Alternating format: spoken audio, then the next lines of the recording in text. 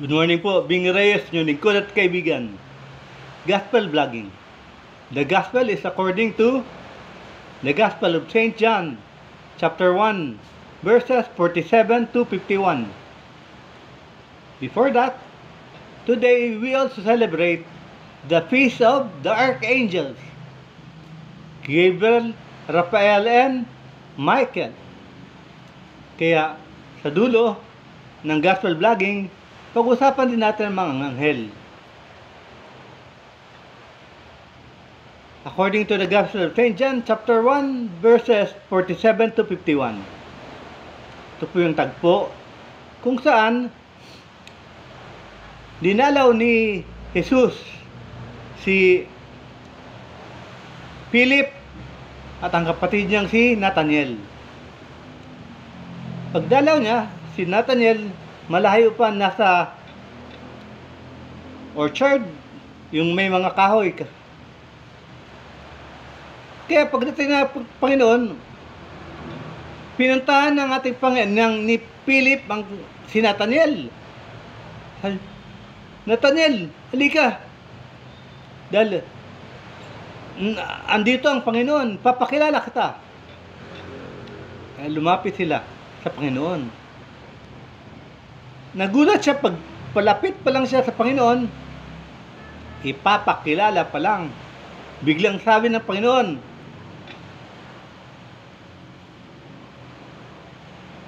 andito ang tunay nga anak ng Israel. Kung sino siya ay walang dalawang muka. Ibig sabihin, totoong tao. There's no duplicity. There's no guile. Walang pagbabalat kayo. Totoong tao. Kaya nagulat si Nathaniel. Agad-agad, tinanong ni Nathaniel ang ating Panginoon, paano mo ako nakilala? Tumugon ating Panginoon, dahil nakita kita. Bago ka tinawag ni Philip, nakita kita. Nakita kita? Ano ginagawa mo sa ilalim ng puno? Under the fig tree. Lalo nagulantang si Nathaniel. Baka mamaya kung anong pinagagawa niya. Whatever he was doing it personally in private. Siya lang mag-isa. Kaya nobody could have known anything about it. But here comes the Lord telling him, I know what you did. I know what you did under the fig tree. Nagulat si Nathaniel. Kaya sabi ni Nathaniel, truly, you are the Lord, you are the Son of God. Ang masaklap, yung sunod na tanong natin, Panginoon. Sinasabi mo ba yan? Do you believe because I told you I saw what you did under the fig tree? You will see more than that. You will see the glory of the kingdom of heaven. You will see the angels of God ascending and descending upon the Son of Man. If you believe. Bakit ascending? Paakyat at bababa ang mga angeles sa ating Panginoon. Dahil ang ating Panginoon ang hari ng kalangitan. Kaya kung saan ating Panginoon, saan dadagsa din ng hukbo ng kalangitan ang mga anghel ng pinapangunahan ni San Miguel, ang manlalaban, Saint Gabriel, the strength of God, Saint Raphael, the medicine, the healer. So, yung tatlong nanguna, may kasama pa sila na archangel, sila Uriel, Cyril, saka mga 7 o 9 nga archangel. Lahat malalakas, lahat makikisig at lahat hindi kayang talunin ng mga kampo ng kadiliman.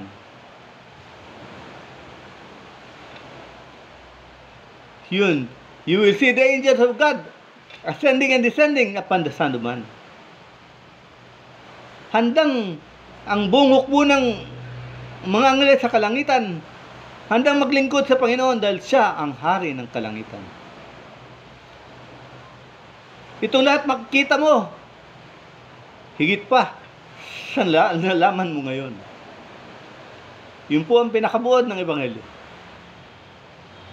Kaya balikan natin ang tanong, naniniwala ka ba dahil sinabi ko sa iyo ang gano'n? Tayo ba ay naghanap ng dahilan upang tayo maniwala? Ano ba ang hinahanap nating dahilan upang tayo maniwala? Upang tayo ay manampalataya? Upang tanggapin natin ang Panginoon ng ating buhay? Hindi pa ba sapat na buhay tayo? May kapitbahay tayong walang anak. May kapitbahay tayong napakaraming anak. Dahil hindi tao ang nagtatakda ng buhay. May mga yayaman walang anak. Gusto magkaanak. Gusto na nga bilhin yung mga anak ng ibang mga tao, di ba? Para magkaanak lang sila.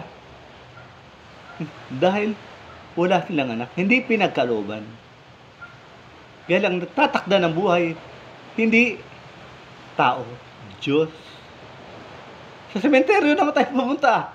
Sementeryo, may mahabang pansyon, may maliit nga pansyon.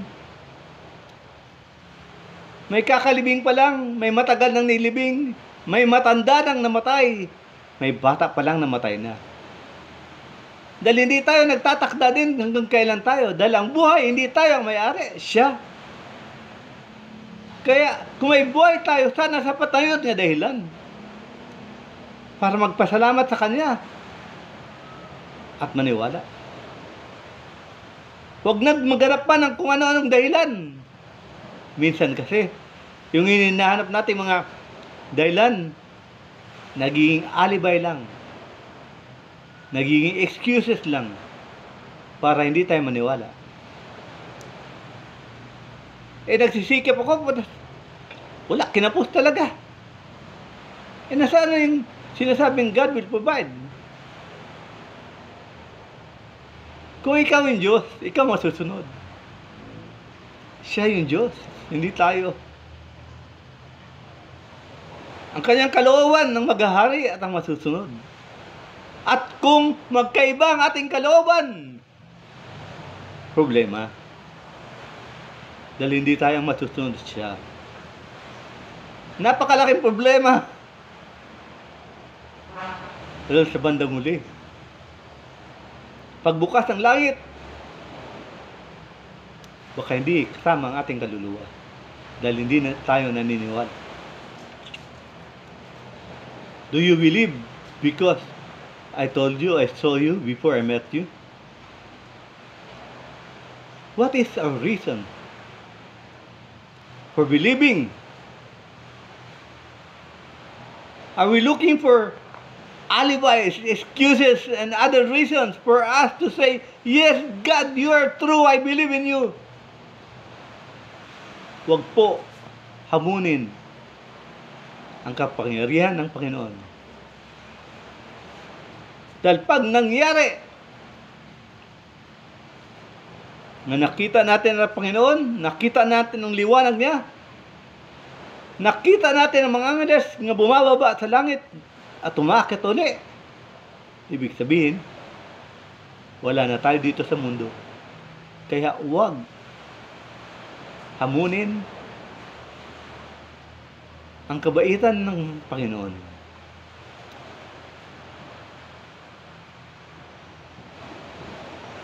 Katulad ni Tomas, yung panahon ng muling pagkabuhay.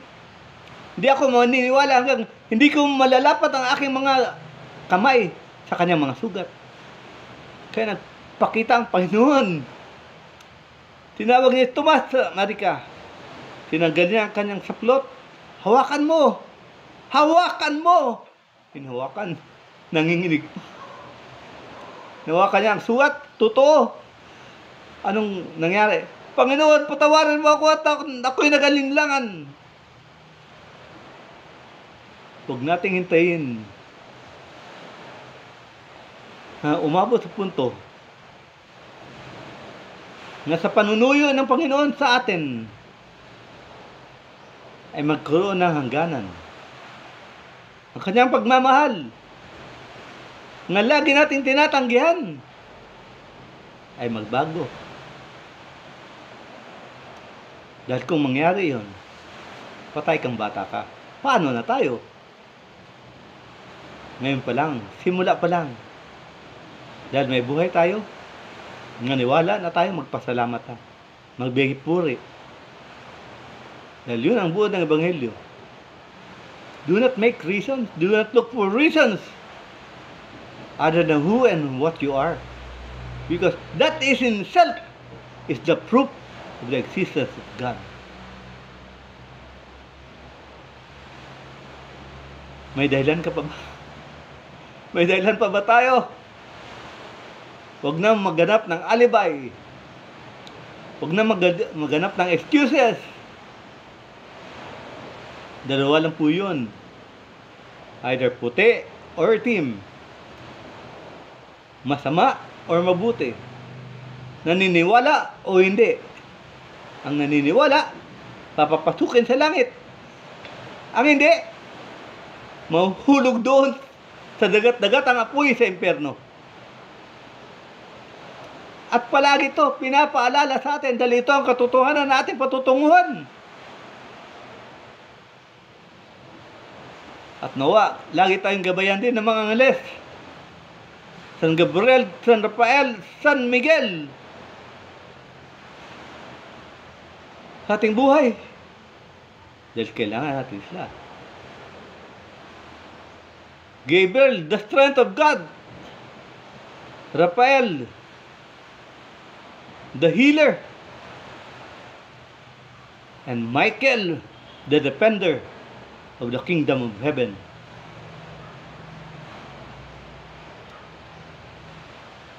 Nawa,